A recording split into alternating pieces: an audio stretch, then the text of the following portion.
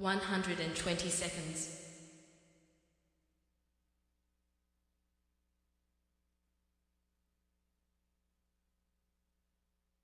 110 seconds.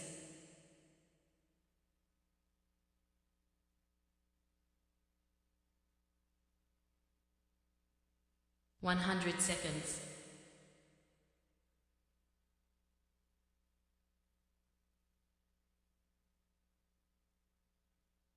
90 seconds.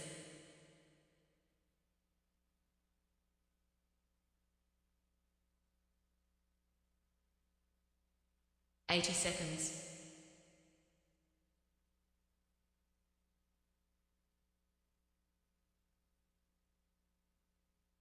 70 seconds.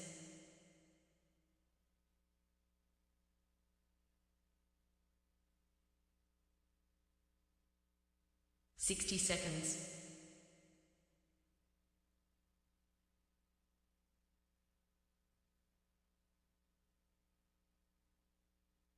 50 seconds.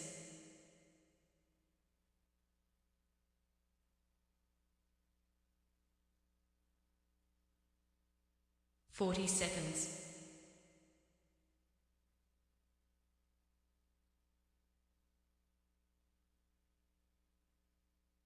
30 seconds.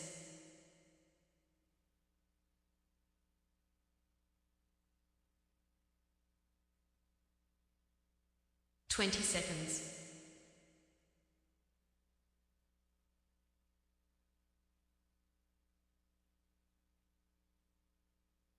10 seconds.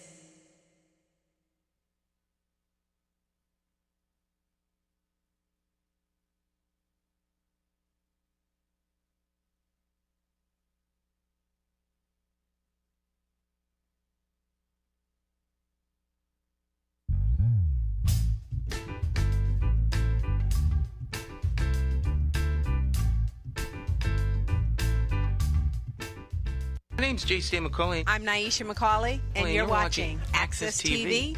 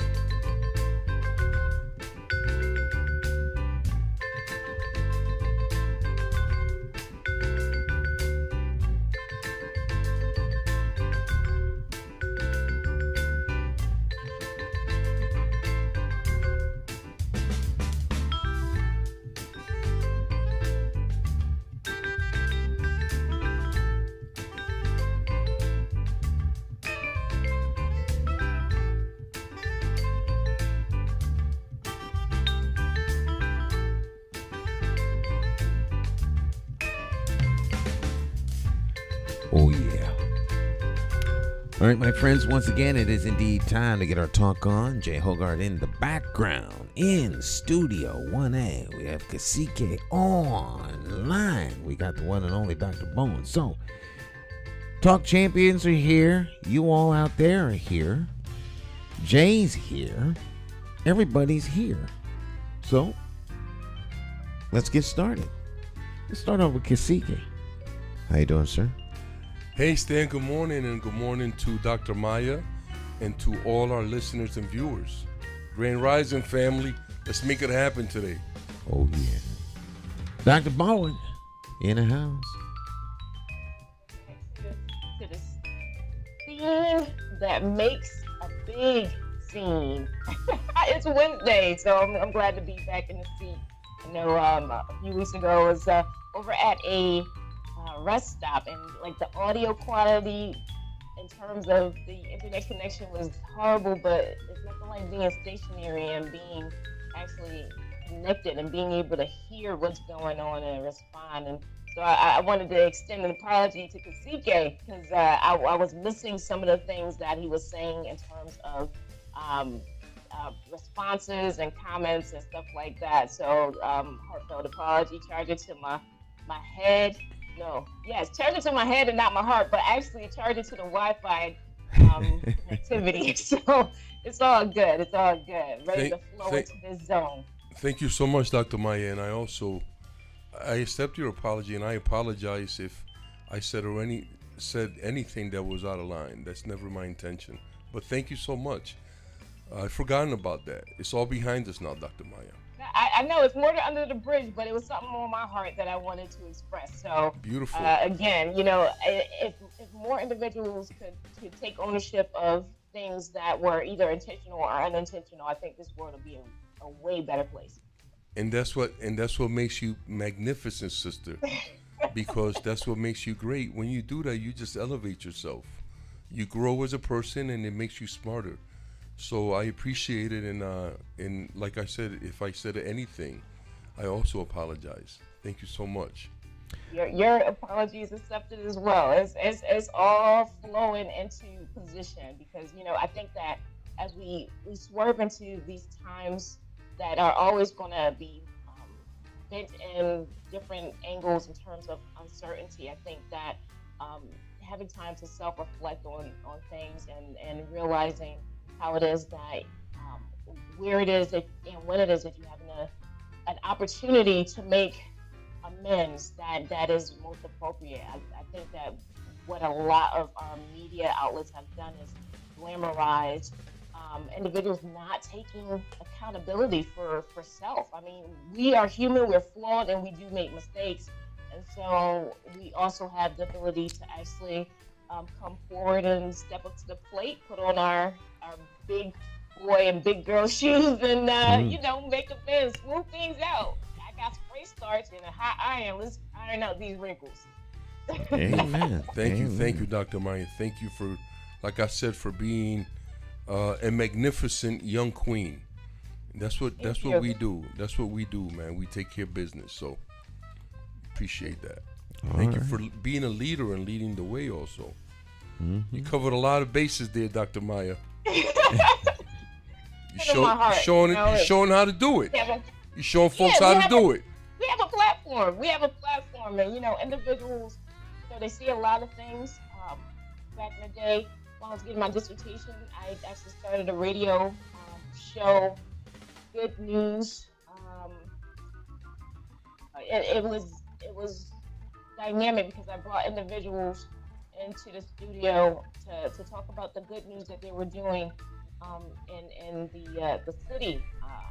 It was one of the things that was on my heart, because I'm like, we always hear about the bad, right? I'm like, let's hear some good news. And so I asked people to explain what it is that they defined as good news, and I told them to give some examples of their good news, good works. That's the name of the show, Good News, Good Works on WKND.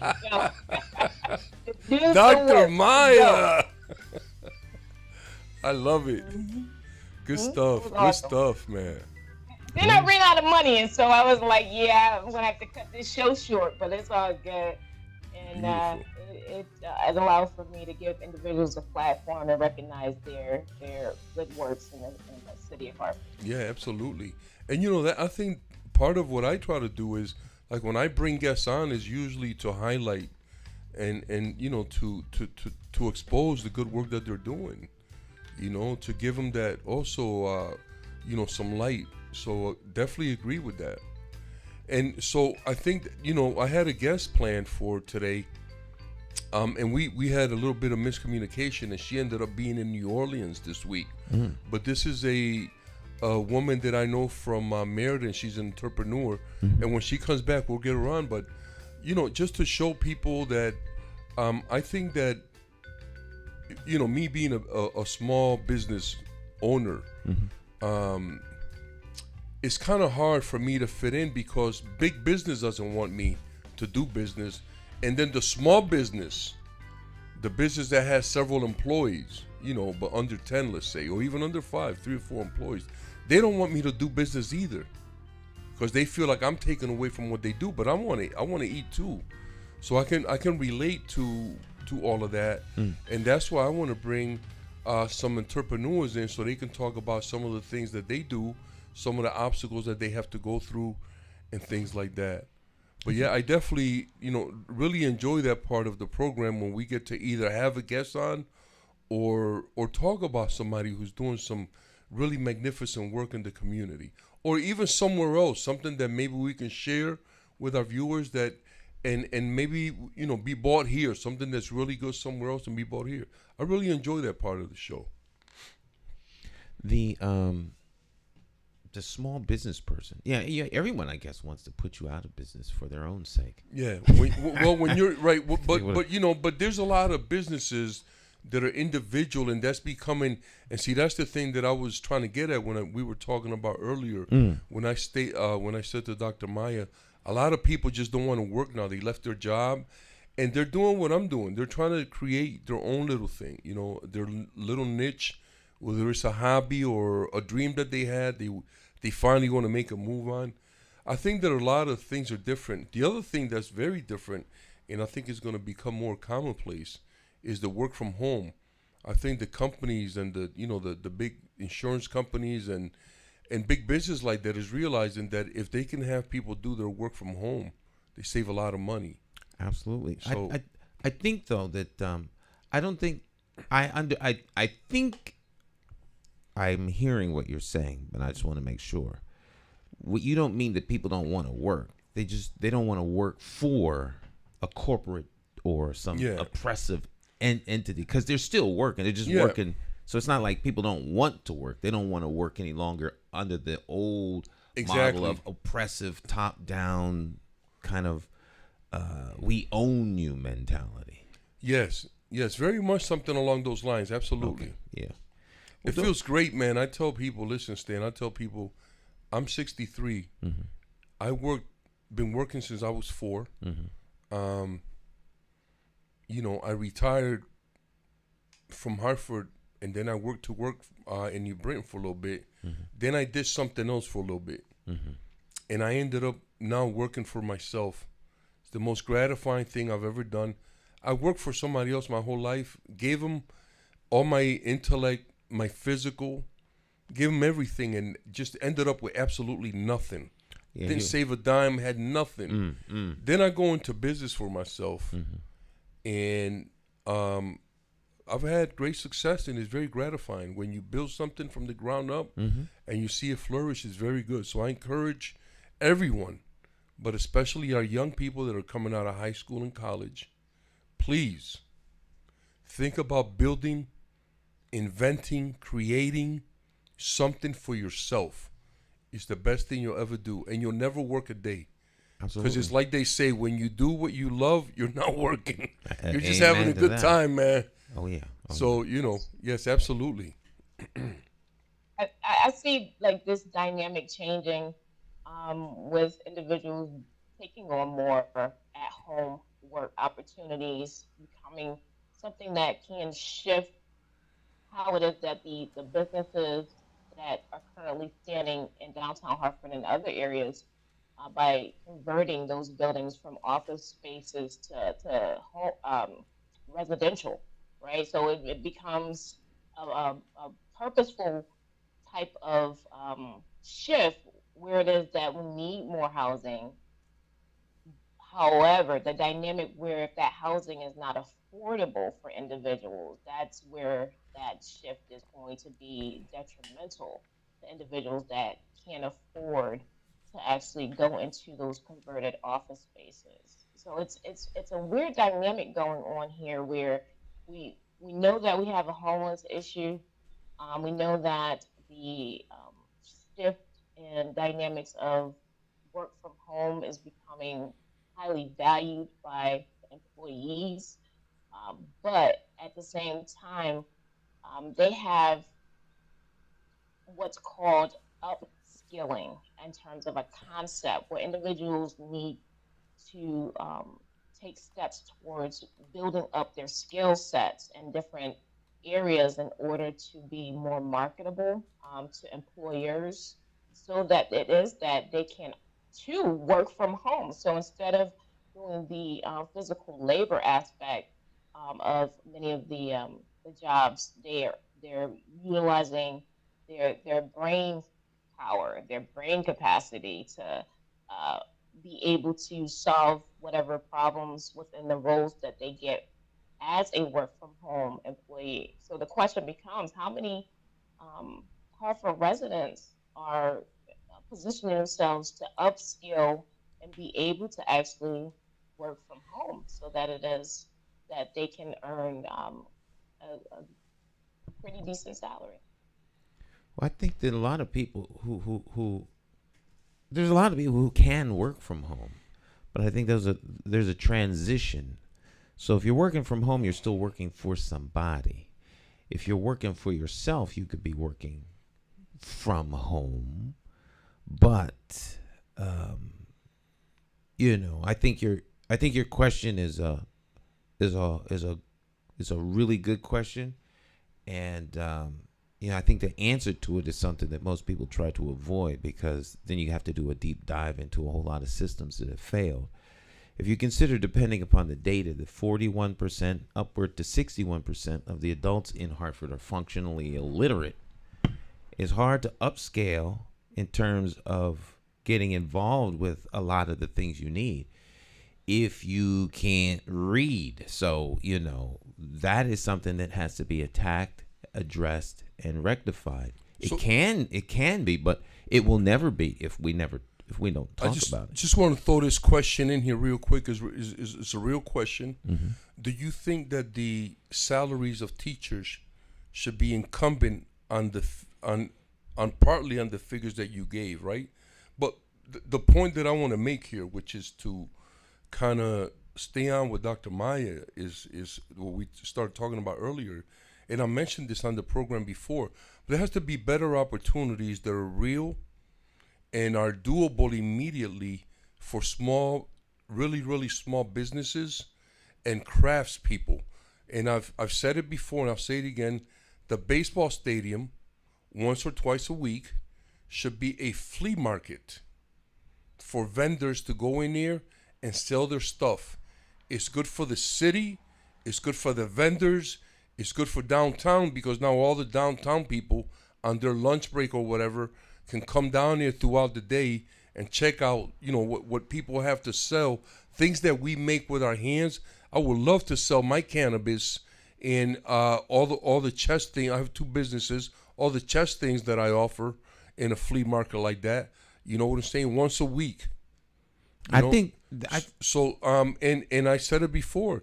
It's a leader from the community, somebody like Kamora Harrington, and others should be kind of leading that effort, to make that happen. Well, I think that's absolute. I mean, that absolutely can be done. That's a matter of coordination. It's not even coordination. It's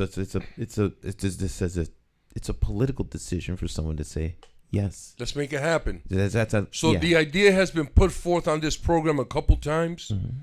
And Jay Stan, when you become mayor, please entertain that. Well, I will absolutely entertain that when I become mayor, because it's very, very doable.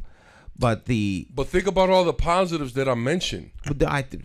Generate revenue for city and city vendors, people who live in the city. I don't think it's a hard sell. Well, give first dibs. Mm-hmm. And they get a percentage of city vendors, but we want everybody to have an opportunity. You know what I'm saying? I think it's a great idea. It doesn't have to be sold. It needs to be acted upon. So whoever the powers that be, I mean, it could be done right now. It could be done right now. But I think some of the things that both of you were talking about. There's a lot of different things on the table. The housing that's affordable, housing for those who are homeless, the homeless issue, if you have, and then you have housing for those, a need for housing for people who can afford but can't afford the prices of the housing downtown. And that's because Stan, and I'm sorry to interject so brusquely, man, but we have to define what the hell affordable housing means. Well, that's what we're getting toward, Lou. Or Cacique. Yes, we have to do that. Right. So affordable housing to me means that a working mom with 3 kids by herself can afford a 3 bedroom apartment comfortably. And if that means $400 a month, that's what it is. Well, that's affordable housing. Okay, all right. You can't let other people put a definition on it. That's affordable to that person. Now, you are in business. You sell chess pieces. Yes. Affordable for me is a nice new bone chess place for about $10. Now, you can't make money with that. Yeah. So I'm saying, if you're in the housing business, if you build houses, unless someone's going to underwrite and supplement your housing, then those housing costs have to be borne by you. Now, we have affordable housing downtown because the affordable housing downtown has been underwritten by, government agencies is handing out money. So I understand all that, but my point is, all of the affordable housing doesn't have to be downtown. There's other places to put housing. I mean, we need to use a different math to decide what's affordable. I'll give you an example of what I'm talking about. You just said what was affordable. Well, I'll give you an example of another way to look at it. Mm-hmm. Say Dr. Maya wants to build a complex with 30 apartments. All right. With 2 and 3 bedrooms, whatever. Now you decide. And also, hold up. Let me give you the wait, because I'm gonna interrupt abruptly. Go ahead. The housing. First of all, we need to. There is a way to define this because we've had a guest that actually went into this, and he's building houses here in Hartford. Houses that people can afford, homes that people can afford. That's what we need to talk about, because the term affordable housing is a misnomer. So we need to stop using that term. Housing that people can afford is what it's referred to. So when that's still tricky. No, it's not tricky. Housing that people can afford. If you can afford a house that's $400 a month, then how do we get you into that? And also, I don't consider apartments housing. I consider it a place where you can live. Okay. So when we talk about housing and home ownership, apartments is not that. Apartments help someone else get rich at your expense. Okay. And they're pumping people into all those things downtown. Those are all rentals. All of those are rentals. So let's talk about that, Stan. Right. And then affordable housing, or housing that people can afford, is a way you grow your community, you empower people economically, and there are housing that's being built in the north end of Hartford right now. There's a lot of people trying to even stop this forward move from happening that are affordable, where people can afford to move into them. And that, I think, is what we need to talk about. Because if you're talking about the kind of housing you're speaking of, or homes or places to live, 3-bedroom, $400 a month, that means it's a HUD homestead, if you will, which means it's underwritten by the government.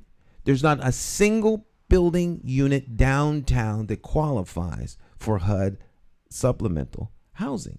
So even if they get affordable housing carve out and they get some government money because they're going to make some of it, quote unquote, affordable, the people who really need that space can't move in because it doesn't meet the qualifications. There aren't 3 bedrooms. There's like maybe 2 or 3 3-bedroom apartments. They don't meet the size as laid out.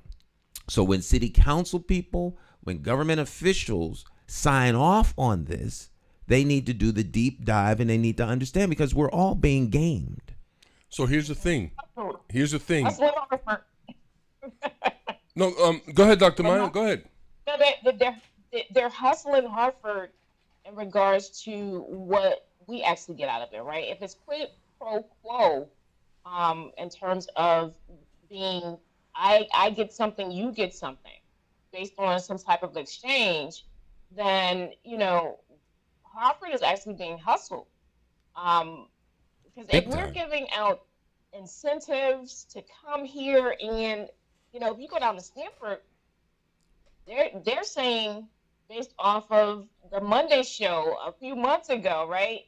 they're not giving out incentives for businesses to come in and do certain things. They are attractive from the perspective that individuals are coming in and saying, you know what, we want to do business with you for X, Y, and Z reason.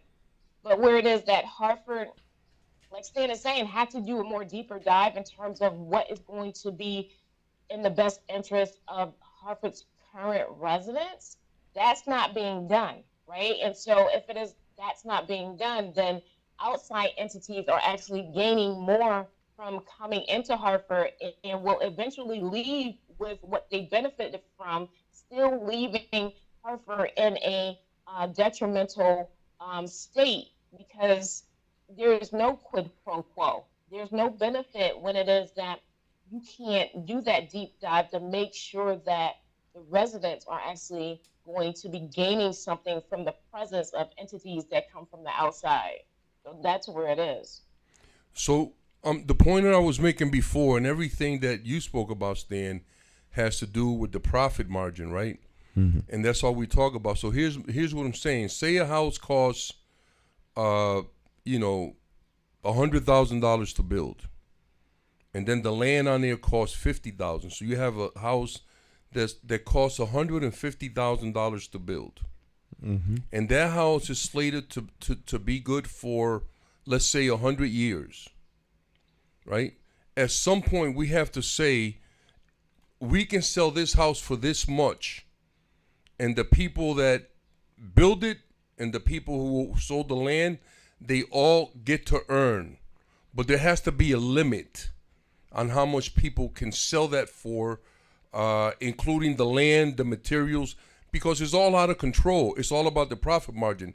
In the conversation that we're having now, Stan, neither you nor Dr. Maya, and respectfully, right, it's just an observation, neither one of you spoke about people. Well, you know what I'm saying? People is at the heart of what we're talking about. People have to come before the profit margin. And we cannot use the business model that we have now in any way, because it's not people friendly. It's this not. Okay, so let's say it's totally people hostile. At the end of the day, all of this deals around people. To me, you don't have to talk about rescuing people when we talk about the cost of putting human beings on a ship to get them from the sinking water. So if people is the center of what we're talking about, to me, that's a given. It's all about people. So if people are going to be first, then we need to change our whole model and let's say, forget about money. Let's just serve people. Conceptually, that works. There's a whole series of television shows around that. Star Trek, where money is not the objective. But we don't live in that world. Money motivates everything that we do. There has to be a resource set aside. One of the viewers here talked about the cost of Buckley High School. Well, the overrun, $50 million overrun because of shortage of... $61 million. Right, but 61 million. But that's because of supply chain. There's a lot of reasons why the cost has spiked. Now, we're talking about educating kids. Put them in the Civic Center and give them some lessons. But that's not all that it takes. So who's going to pay for this? If the taxpayers pay for it, then everybody's going to have to sit down and come to consensus, and you're going to have votes and referendums and this, that, and the third. By the time you get done with that, people will either starve to death or die of exposure because they're laying out on the street, and we're having discussions about how, what we're going to do with them. If it was up to you or me, they'd have a place to live. By the time we could get to them from here, we walk them to come with me, and we would put them somewhere. But clearly, it's not that simple. So who's going to pay for it? How's that resource going to be generated? We could do it the old-fashioned way. What is it? The Jehovah's Witnesses? I think Jehovah's Witnesses still do this. When they build a church, all the members come together and they put up a building. Mm-hmm. That's the cost. Yes. The building. They collaboratively cooperate. Yeah, they use all their skills. Their skills and resources, and they raise the building. We could do that as a society, like Habitat for Humanity. There are plenty of models and plenty of people who do this. The problem is, how do we get that to be done? So until we're all willing to make the sacrifice to actually go out and help build each other's houses and to help our neighbors lift up, that's great conceptually. But the reality is we have a lot of buildings downtown. Companies are not coming back to them. They're on the grand list. That grand list is what generates the tax income for the city. If there's no taxes coming into the city, those who are being supplemented by those taxes, they're not going. Where's the money going to come from? Where are the resources going to come from? So my approach is keeping that in mind. I'm not lessening the other things, but there's a lot of stuff that's dependent upon this revenue coming in, and then you've got these charlatans who are taking advantage of the situation, lining their own pockets because they see opportunity to rob the piggy bank. Well, there's a lot of things going on right now, Stan, that's happening right before our eyes, and we kind of let it go. How do billionaires pay less taxes than regular people? How did that happen? They're accountants.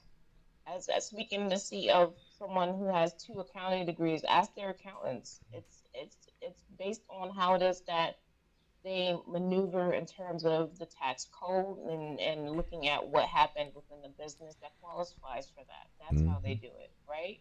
And so where there's a will, there's a way. And so there's always going to be loopholes that are found in terms of how things are put together.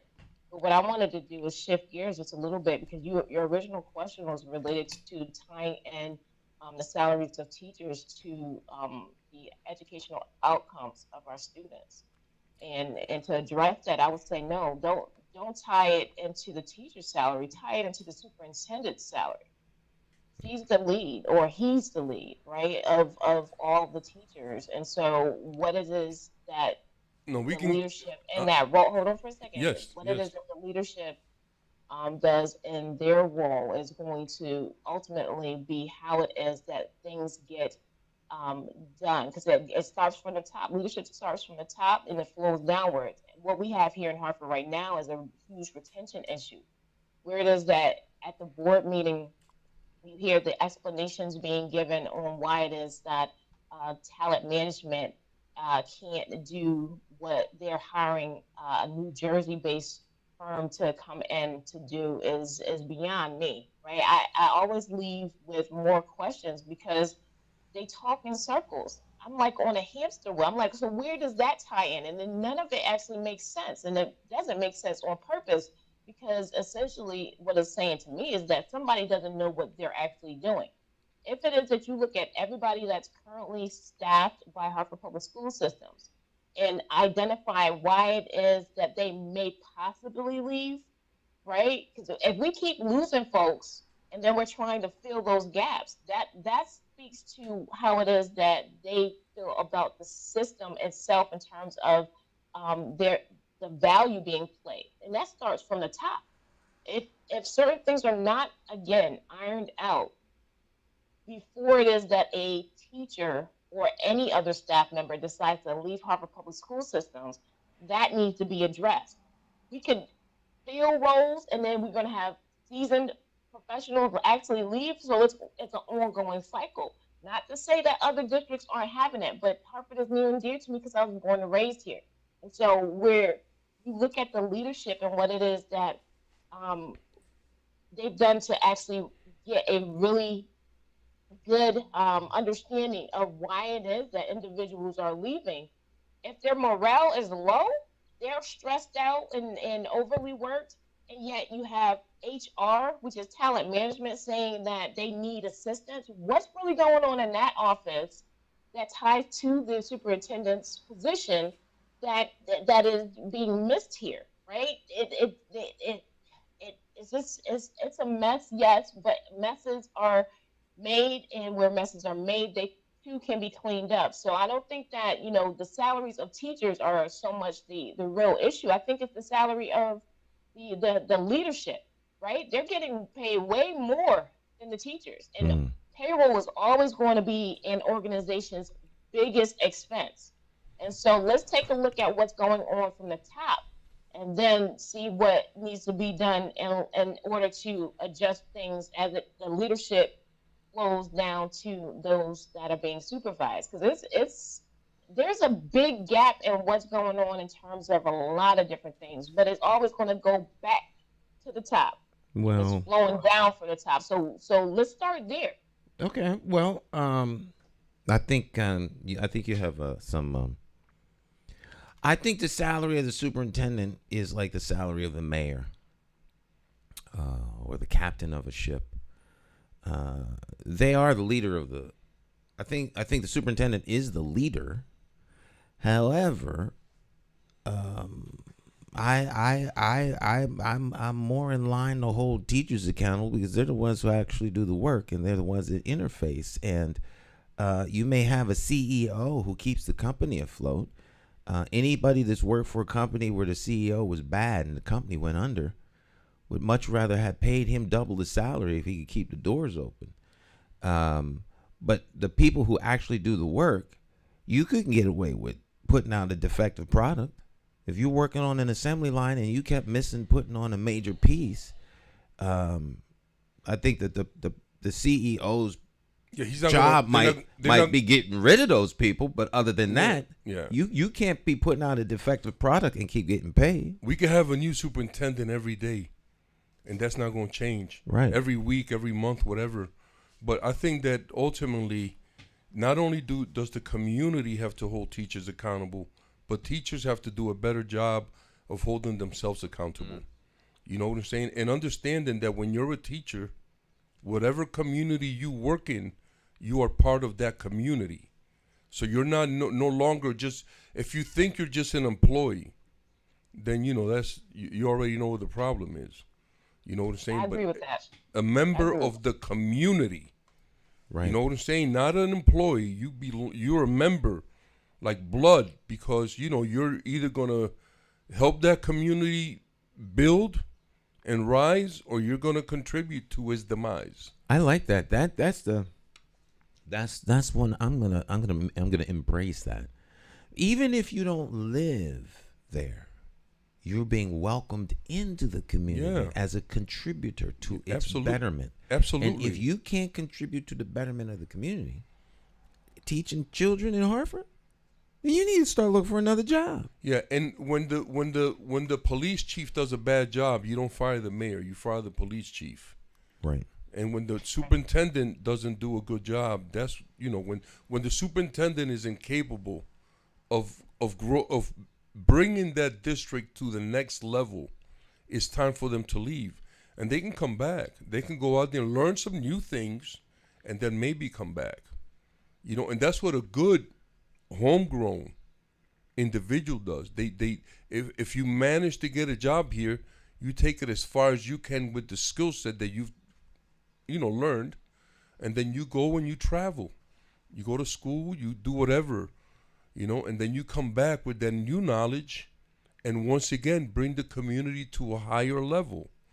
You don't go somewhere and don't come back, So I'm tribal. Everything that I do is about tribe. The tribe is more important than the individual, but the tribe is made up of individuals. So we have to keep all those things in mind. But I just want to say one more thing about what we were talking about, because it's very important. And this is, we talk about changing things. So I think that the profit for anybody who's building anything or selling anything should be the benefit that it will provide to the planet. That's your profit. All right, I can dig that. We're gonna take a short break. I think Dr. Bowen has to. She's got other educational commitments. Being dean now. You need your profits. So we're gonna take our break. She's gonna sign off, and good to see you again, Dr. Bowen. And we'll see you. Hopefully, we'll see you next week. We know you're very busy, but and Dr. Bowen, thank you for your insight, sister. Beautiful. Thank you, and thank you for yours as well, TK. Have a great day, everyone. All right. All right, my friends, we'll take a short break. Let you hear the number one smash hit, Vote for Stan. We'll be right back. Yes. Hey, Hartford, Connecticut, I'm talking to you. We got to get out and vote. Vote for Stan McCauley.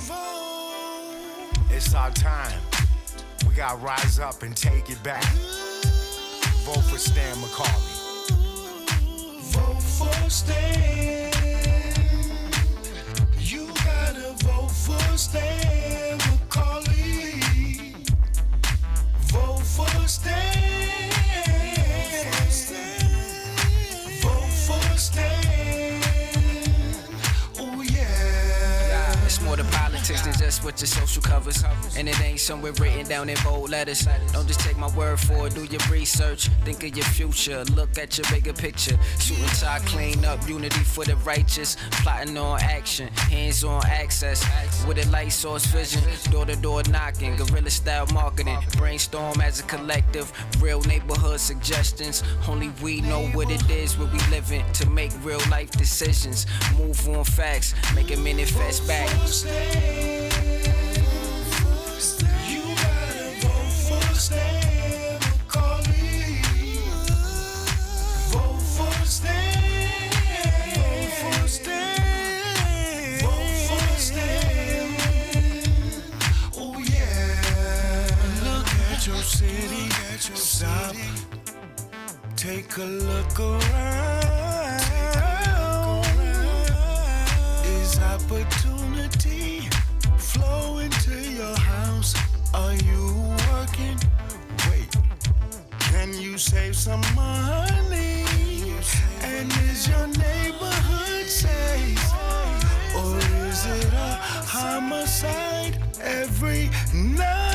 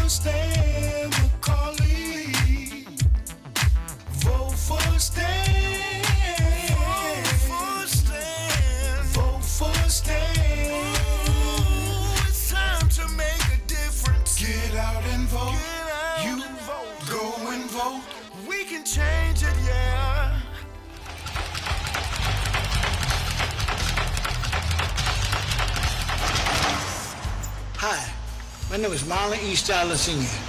Many of you may know me as the two-time welterweight champion of the world. I'm here to tell you that Democrat J. Stan McCauley, as our next mayor, will fight for you until the last bell. Help me throw a knockout punch. Go out and vote for Stan the man. My name is J. Stan McCauley, and I approve this message.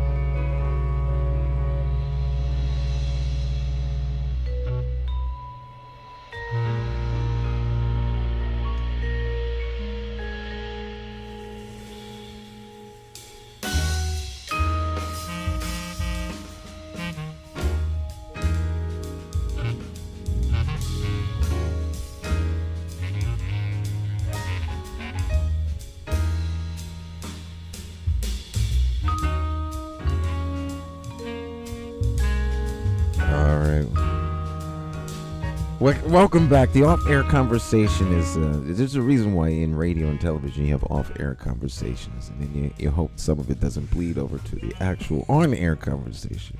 Kasika in the house as we continue our morning conversation. And you know, Stan, I just want to say to the folks out there that Dr. Maya Bowen, showed her leadership in action today when she came on.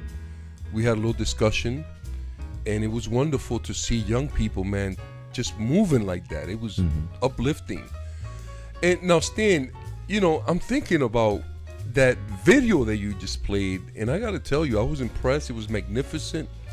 It showed you in a lot of places in the community, mixing it up with people in the community now. Did something happen that I don't know about? Are you the mayor now? Is the mayor's race over? Because I haven't seen or heard from these dudes or nobody. The men or the women running, I haven't seen any advertising. Did they give in? I can't speak to what their strategies are. I mean, obviously I see them because there's opportunities where we are all in the same space at the same time. But beyond that, are they showing up to congratulate you? What's the deal, Stan? I think they want to congratulate me, but they don't know how to do so. Their pride is in their way. They're proud. They're hanging on. And see, that's what we call in the indigenous community, Stan. That's what we call false pride. You're hanging on to something that's not real. I think that, and this is a message from Cacique to all the people running for mayor against Stan. Do the right thing. Throw the towel in and support him. And let's take our city to the next level. Stan, after the show, I just want you to walk to City Hall, and we'll send somebody down there to disinfect it. And just go take your spot, man. Take your spot. Is yours, man. The community has willed it. Yes. Let's make it happen, man. You know, I'm just so happy, man, to be on the show, sharing information.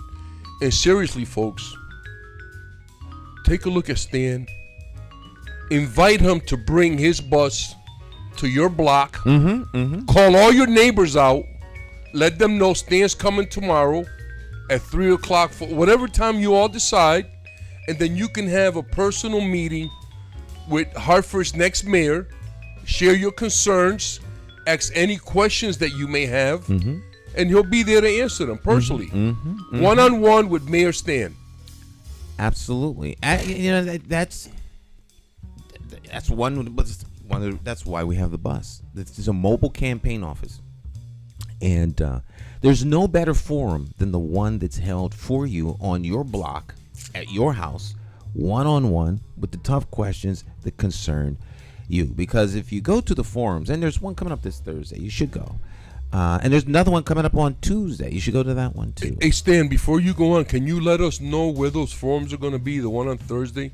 The one on Thursday, this coming Thursday, is over at Trinity College. Let me see if I can pull that up on the screen here. But the one at Trinity College is going to be the Behind the Rocks NRZ, the Maple Avenue NRZ, and the Frog Hollow NRZ. Those three NRZs have gotten together, along with Hartford Votes, Hartford Voter Coalition, and a couple of others. I'm bringing up. I'm gonna bring up the flyer here. Hold on. Well, I don't know about the Hartford Voter Coalition, but those NRZs, man, those turn out to be some real disappointments and some real white and police apologists. What's going on with that, man? You're gonna have your hands full with them. Well, I think the NRZs actually, you know, in terms of their real power as legislated, they have the potential for them to do great work is there, but I think with the right I think our vision NRZs and leadership, they can be. I think they missed that part, Stan. They can be powerful. We haven't seen that yet. Well, that's something I have heard from several people. Let me see. Well, let me do this.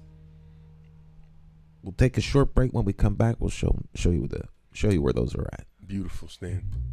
How do you define evil? Is evil the pedophile school administrator or taxation without representation? Is it the gatekeeping community leaders who sell out the very people they were elected to fight for? Or is evil the politician that puts out lies and takes in cash? However you may classify evil, having to choose the lesser of two evils still leaves you with evil. Nowhere does this rule apply more than during an election for mayor. Choosing a candidate who is the lesser of two evils still leaves you with evil. No wonder so many people don't vote. It's time for the constituents to flip the script and vote for a mayor you can trust. My name is Jason McCauley. I am an independent thinker, and I approve this message. I'm asking you for your vote on Tuesday, September the 12th, 2023, in the Democratic Party primary election for mayor for the city of Hartford. I, like you, am an independent thinker. So let's sit down and talk about my path to victory and why my 5-point plan for Hartford will work.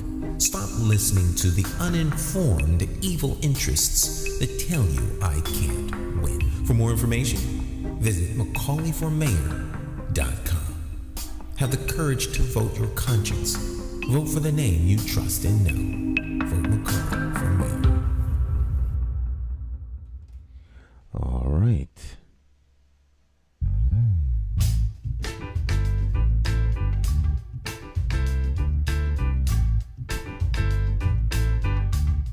Hi. My name's J.C. McCauley. I'm Naisha McCauley, and you're watching AccessTV.org. All right, welcome back. Now, there it is. Oh, that's kind of hard to see, isn't it? Let's zoom in. This is the one we were talking about. Oh, that's at Vernon Street in Hartford, 114 Vernon Street. Yeah, what did I just do? Just click back, Stan. No, the other one, the little circle one, next to it. No, right on top of the bar. You know, the little back. Yeah, that one. See what refresh. happened. That's a refresh. Oh, okay. I thought it was the one you. Back. Yeah, I went back to the I had them. Oh. But it's Thursday. It's Thursday. It's Thursday. It's 114 Vernon Street. Yeah. And, you know, you have to come in through Trinity College, or if you park on Broad Street, you can come in through the gate there. But yeah, 114 Vernon Street. What's that time again, Stan? 5 o'clock. 5:30. 5:30. 114 Vernon Street on Thursday.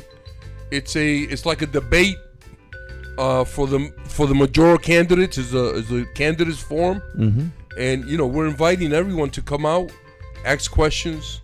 There it is right there, Stan. There it is. 5:30 to 8:30, so it's about 3 hours. Should be plenty of chance for people to ask questions and for the candidates to really show what they have. Now, I just want to remind everybody of what Eric Coleman and John Fonfera said in an earlier debate.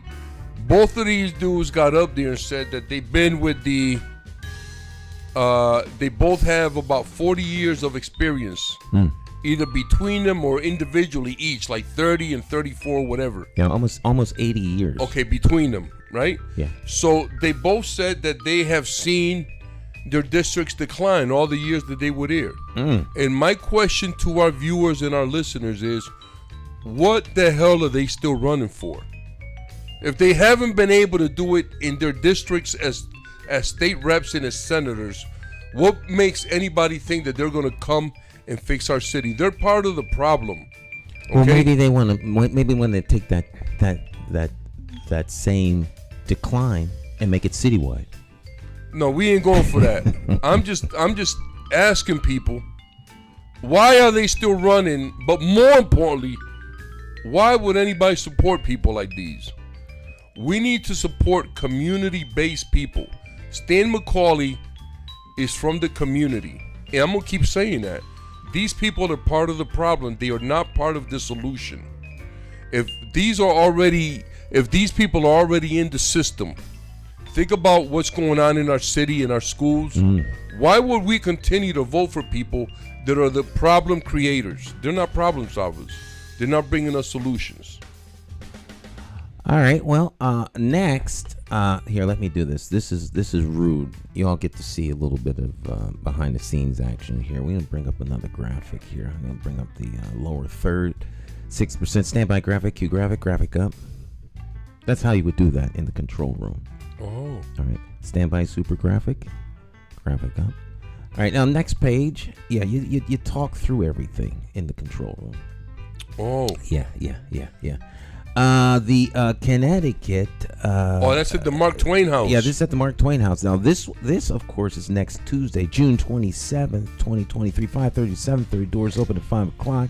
Mark Twain House and Museum, located at 351 Farmington Avenue. Now, this is a lot easier to navigate and get to because, of course, you don't have to like go onto the campus, walk around, see where things are.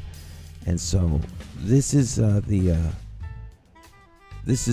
Hartford 2023 mayoral candidate LGBTQIA+ forum. Now this is hosted by the City of Hartford's LGBTQ+ Commission. Doing that at the Mark Twain House, one of the most racist men in America, and they try to convince us that it was just in his writings, so he can get away with whatever he wanted. They couldn't do it at the, why don't we have an Emmett Till House? You know what I'm saying? I'm worrying about the places that these, I don't think that the people involved have any sense of history and the impact that the continued images and recognition of these places has on our community psyche, man. Well, obviously I can't speak to that, but good point. But all of the candidates will be there. Arunan Arulampalam, Senator Eric Coleman, Renardo Dunn, Senator John Funfair, Tracy Funny, Councilman Nick LeBron. We're going to teach Nick how to say his name. And, of course, myself, Jay Stamkos. Moderated by Lawrence Samuel Young, owner of Lawrence Young Consulting. And he's the Executive Vice President and Chief of Staff at the Charter Oak Health Center. So this should be a good forum. And so should the one on Thursday. On Thursday. So Thursday's coming up. And the Thursday one's going to be interesting because this is going to be what I call a speed date forum. You ever been to the speed date forums? No. Some people don't like them. But the speed date forum, each candidate's going to get like 2 minutes. Talk about why they think they're the greatest slice of bread in the loaf. All right. And then they're going to break out into small groups. They're going to have like groups. Yep. And then the candidates will come and go into those groups and get real direct questions from the group. Oh. And then the timer will go off, and then the candidates will switch to another group. And the candidates will go through all of the groups, and all of the groups will ask questions of each candidate up close and personal. And it's always interesting because there's always a more dominant individual in the group. Yes. Who kind of, because everyone in there ain't going to get a able answer, but they wouldn't be able to everyone wouldn't be able to ask a question anyway if it was just a straight forum with 300 people in the room. You're going to have maybe 10 or 15 people actually get to the mic and ask questions. So here's a question that I have. Racism is one of the biggest problems that we have in our country. And it's behind a lot of the crimes that are committed against people of color in this country, right? And in all of these forums, I've never heard anybody talk about creating a rubric or some kind of system where we can start to identify racist individuals in our bureaucracy, in the police department, in the school system, and start to, like we talked about before, and I know you don't like this, Dan, but send them to re-educate them, and when that re-education doesn't take place, then they have to be, eliminated. They have to be fired from their position. We don't talk about that because racism is not a crime that affects white people. That's why we don't talk about it. I don't. But it is a crime, nevertheless. I just don't want you or the audience to forget that. I think I think that's legitimate. I don't have a problem talking about racism. But nobody has. Nobody has brought it up. That's true. Incidences and people need and to things bring like that. If people bring the subjects up at forums, then those subjects will get addressed. But to your point about, you said, I don't like something.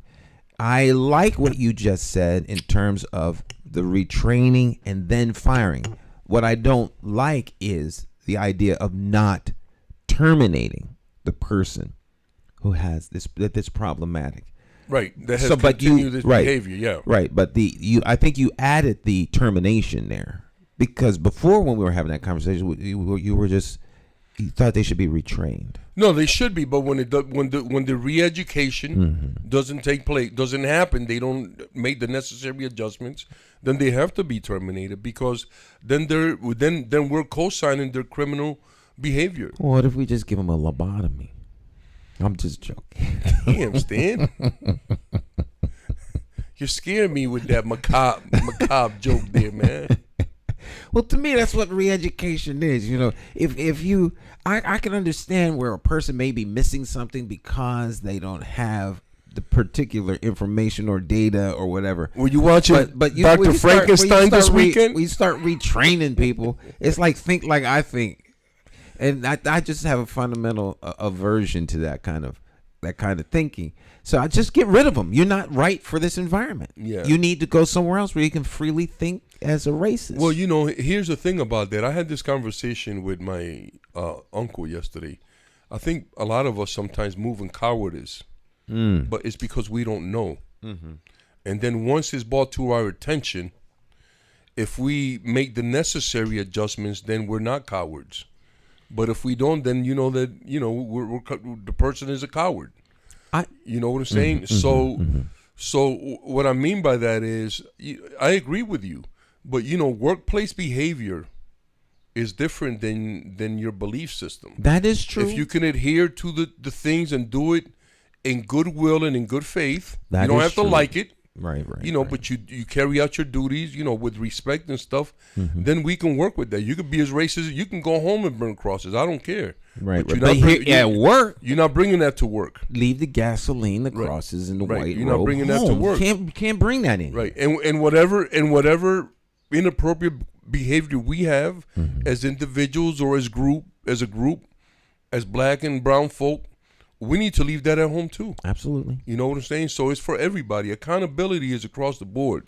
I subscribe to that 100%. That's one of the reasons why I'm such a big constituent fan.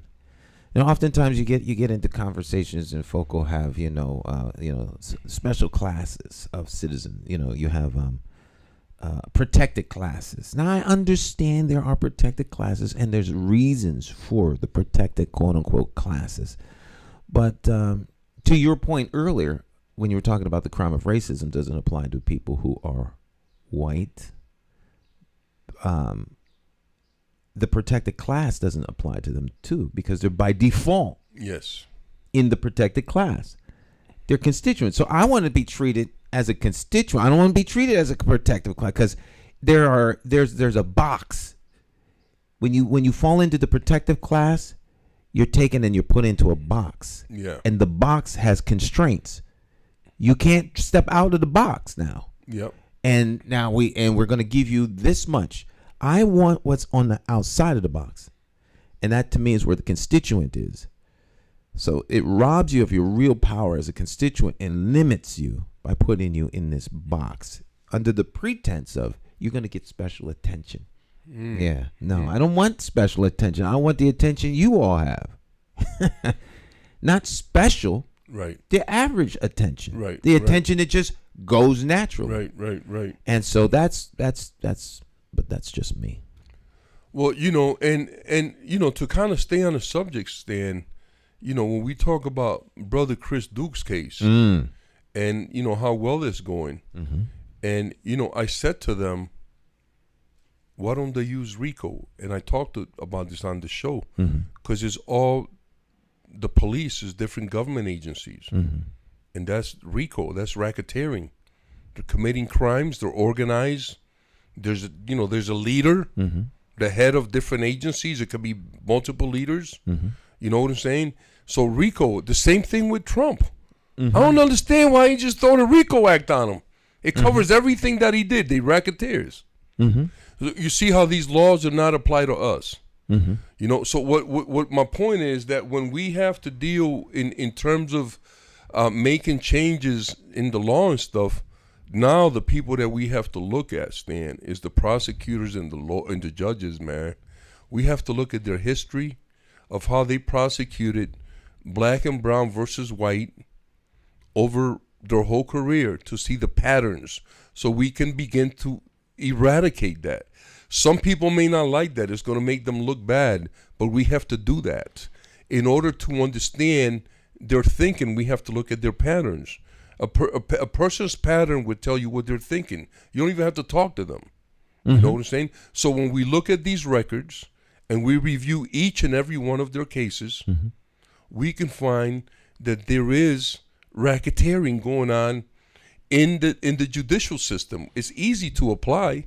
People just have to use the law that's already there. We don't have to make one. It's already there. Well, there's this notion that, because you have three branches of government. Your legislative branch, executive branch, and the judicial branch. Yes. And for some reason, when it comes to corruption, people always think in terms of, first and foremost, the executive branch is usually the one that most people think is exceedingly corrupt. But then people also will make mention of the corruption in the legislative branch.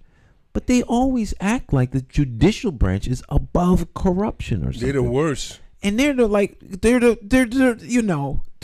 part of the government. Well, they're the worst. There's the worst part of the government, Stan, because when a policeman uses a chokehold and kills someone, but that chokehold is part of their policy that was approved through the ranks all the way up to the people you're talking about, they're the ones that are the actual criminals because they're giving the police and others the power to commit these crimes.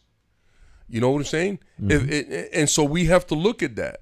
The laws. We have to look at the laws that are being passed. Look at all this stuff that happened recently with what they're teaching with the CRT, with the critical race theory. There are states that banned it, and they weren't even teaching it. You know what I'm saying? And that's a real knee-jerk response.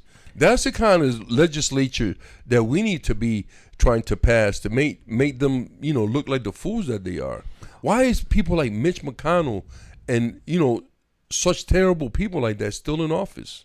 They're still in office because the constituents that they serve keep them there. Right. So this is, the power of your voice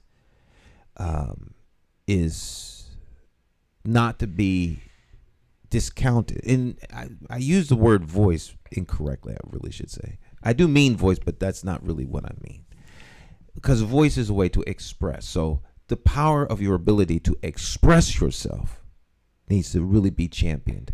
And one way you express yourself is at the polls, when you vote, because your vote puts people into power that then make the rules. And so the people that are elected to office fully understand that. That's why in some cases they would prefer for you not to vote. So if a person got into office and they controlled all 10 votes, then they only need those 10 to vote and they're in. Even if there's 100,000 people in the city, if only 10 get to vote, then it's a lot easier to control 10 votes than it is 100,000 votes. That's the American voting process, right? Yeah. Because that's what happens.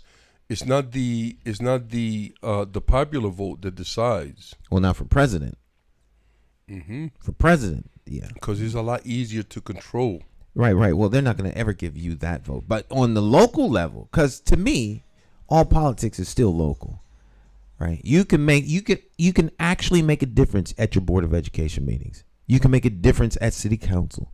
You can make a difference at everything local, because you can go in and you can talk to these people, particularly in a town like Hartford. Yeah, but that's almost like it's almost surreal, Stan, because you can make a change in your Board of Education and you can make a change in your City Council as long as you're not challenging the law.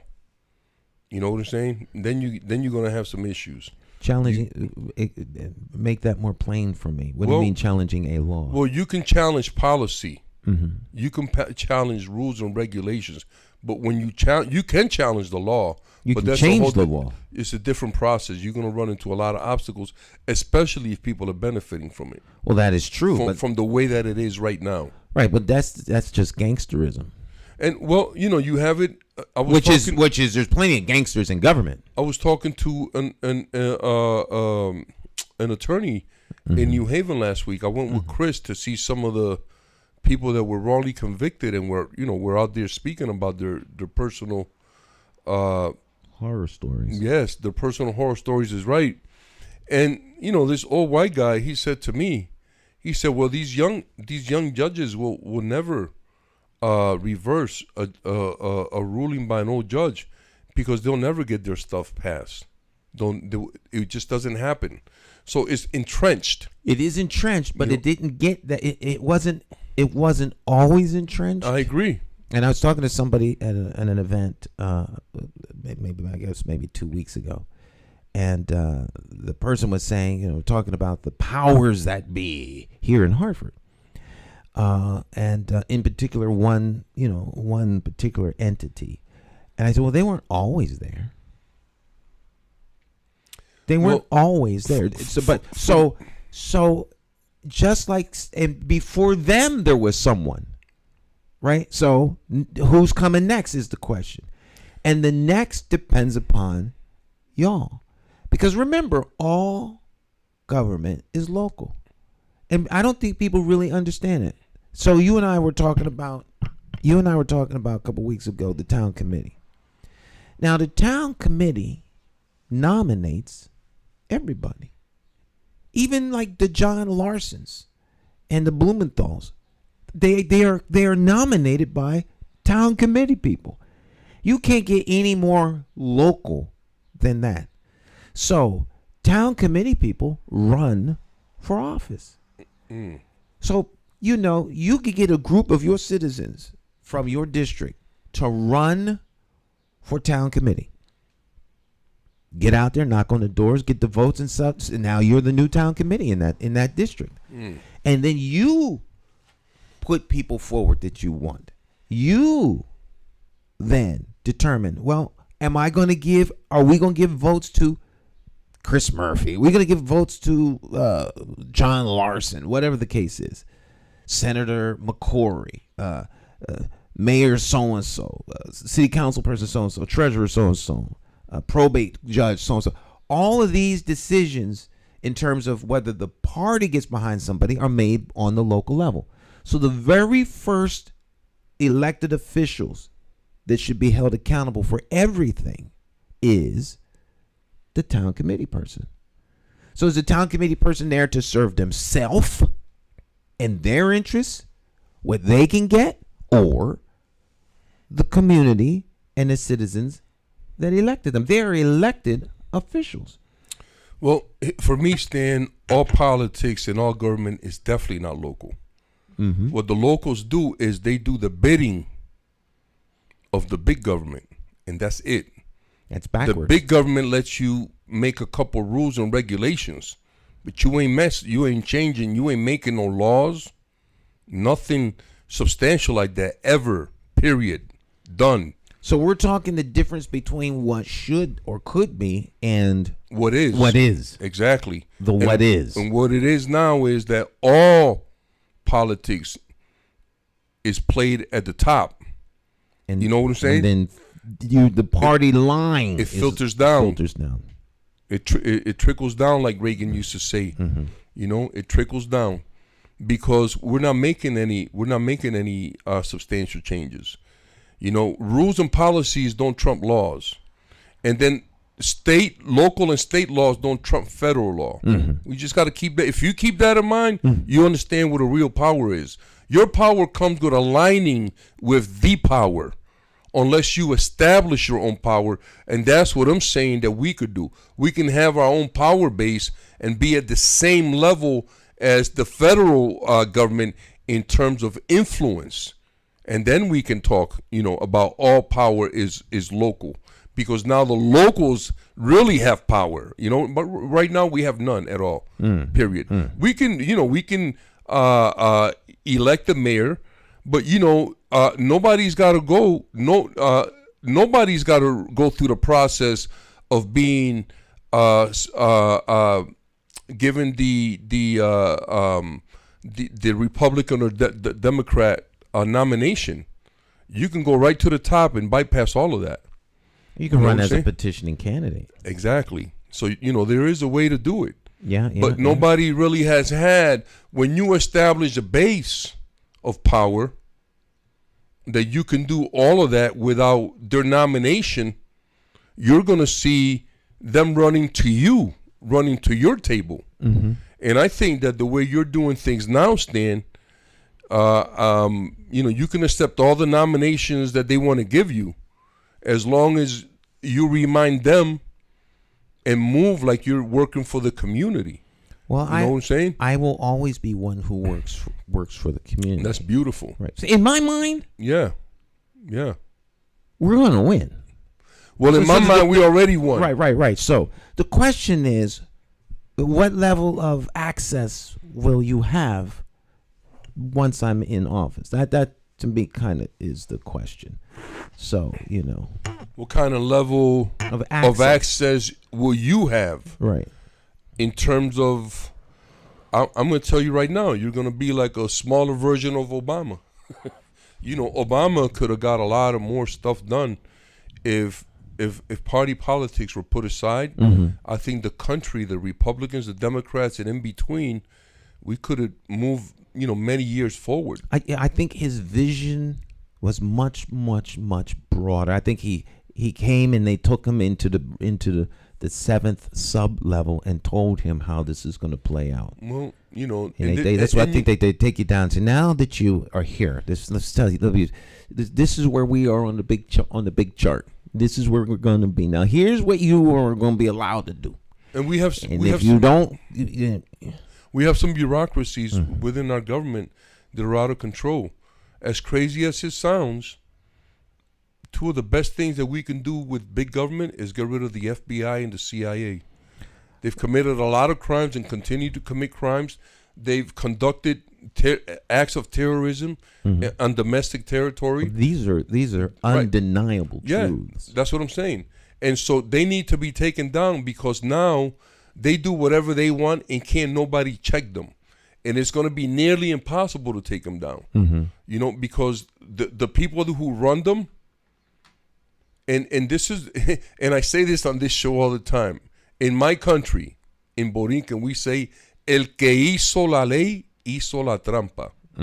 He who made the law made the trap, the way to get out, the loophole, like they say. So we don't know that. I talk about language. We didn't create this language. We're not going to master it. We're going to learn how to spell and read and stuff. We didn't create this language. And it's the same thing with the laws. We had nothing to do. And every law in this country, once again, is based on the Constitution. And once again, we had nothing to do with the creation of that document. You know what I'm saying? We have to rewrite that. So it all is going to come back to the same thing, Stan. No matter what conversation we have, it's about rebuilding. Well, it's about rejuvenating. All right. Well, let's get some feedback. We got a caller. Caller, are you there? Hello. How come I can't hear the caller? Oh, hold on, caller, hold on. There we go. Maybe now. Can you hear us? Hello. Interesting. Hello? They're not there. You may All have right, call back. Call back. What time is it? We got time. Somebody was trying to call. I was trying to get him on.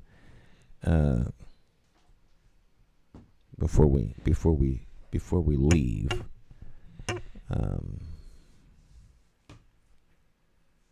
So I want to go back, Stan, to something I said earlier, because You look kind of stunned when I said it. What was that? When I said that the profit that people will get paid is whatever they build, whatever they create, is going to be based on how beneficial and for how long is going to be beneficial to the planet. So when you build a house, when you build an apartment building, when you build a work building, right. You know, how is that going to be? All right. Well, caller, you're live. Good morning, Stan. How you doing? Good morning. How are you? I'm doing fine. Good morning to you and Louise too, as well. Good morning. All right. Just one question I had to ask you, Louise. You mentioned something about you are in the cannabis business. Is that's the same cannabis that's the marijuana straight out and not the hemp? And the only reason why I wanted to bring this up is if I was ever deciding to go into selling marijuana, I would have to sell the hemp product. I couldn't sell the outright marijuana, probably that you sell, and the type of marijuana that's being sold on the streets. And there's so many misconceptions about marijuana. People say it's a crop that's grown from the ground. The Rastafarians believe in marijuana, saying we all need to smoke marijuana. There's no problems with marijuana. And despite the fact that I thought marijuana, once it became legalized, it would pretty much knock out the black market. And then last week, some college student from UConn ends up having a large sum of marijuana in his vehicle, and he ends up being killed. So I could never participate in a drug, even if it's legal, that somehow is going to do harm to people. And I don't know if that bothers your consciousness, or you think it should bother.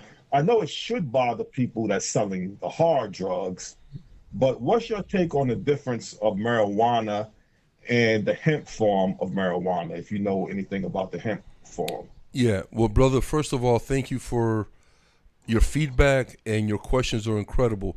The first thing that I would say to you is that there was a point in time in the cannabis business where it was dangerous, when it was corporate, and even gangster to some level, because gangsters, you know, the Mexican cartels and what have you, were involved in it.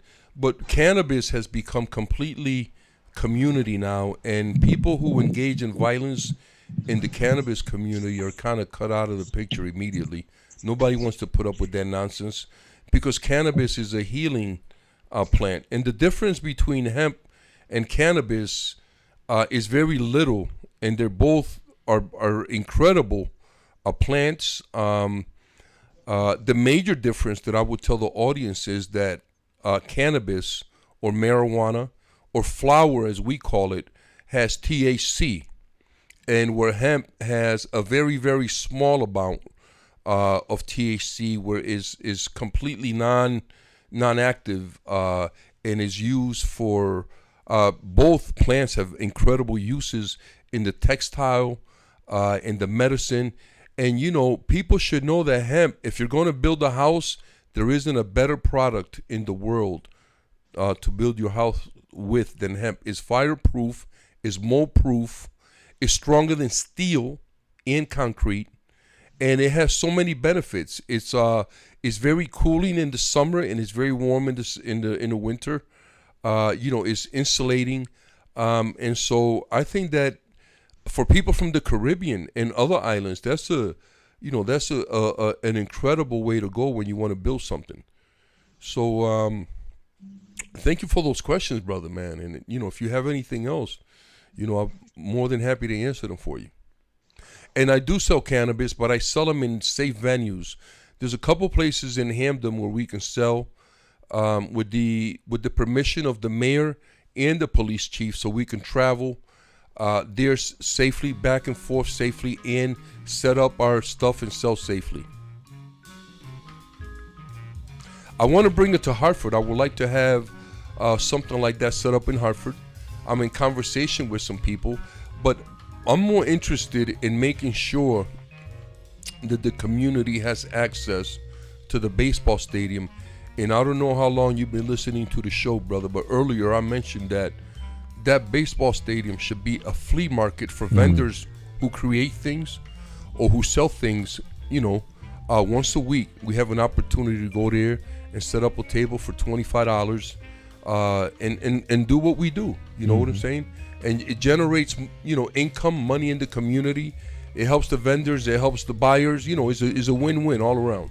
So I think that the idea of setting up a flea market is something that I would like for the community to give us some feedback about that also. I think that's a great idea about the flea market at the stadium. Final shout-outs? Yes, man. I spoke to Eugenio Caro. He's been under the weather. He's back up and running. And shout out to my neighbor and my mentor, Lou Brown. Brother, I hope you're having a great day. And Victor Quiñones, the Domino's champion, man. I love you, brother. I hope you're having a great day, man. And to my community, make the best of your day and make every opportunity count. Peace, family. All right. One more time before we go. Mayoral Candidate Forum, June the 22nd, 2023. For those of you watching this in the future, which is now the past for some. This stuff is just a formality. Yeah. I just want everybody to know that J. Stan McCauley is now, as of today, the official mayor of Hartford, Connecticut. J. Stan. Well, congratulations, brother. Thank you. I received that in the spirit in which it was given. Yes, and let's make it happen. And I walk in that. But just to give everybody the illusion of fairness, the optics of it, we will continue with the forums. We'll continue with the forums. You got to do the dog and pony show. Like when they bring out a new person for. I want to be there when all these dudes in one of these forums, they just all turn around towards you and say, "Stan, we're all going to support you. You're the best man for the job." I want to see some courage displayed by these candidates and say, "Stan McCauley, you're the best candidate, and we're going to support you for mayor." When you run, here's the real face of people who love Hartford. After Stan becomes mayor, all of his opponents show up at his office and say, "Brother, where and when do you need me? How can you use my skill set?" That's what a person who loves Hartford will do. After Stan is mayor, you come to his office and you say those words, and you will have our respect. Because then we'll know that you really care about this city. Because no matter who's mayor, when that person wins, we still got to try to support him as best as we can. Even if it's holding them accountable and criticizing them once in a while because you don't feel like they're up to par at that time. You absolutely need to hold accountable. Yes. That's a important part of the job. 114 Vernon Street, Hartford, Connecticut. Event will take place at the Trinity College in the Cornelia. Is that right? Cornelia Center. That's another racist institution, just Cornelia for the record. Center. Another racist institution that has done very little. Okay, very, very little. Compared to what it could do, it's done casi nada, next to nothing. Casi nada. And we're having a forum there because the organizer of these events don't have the common sense to have these events in community venues. Community venues. Not these white people venues where we're not even welcome. Let's get it right, family. All right, my friends. We'll see you next week. Bye.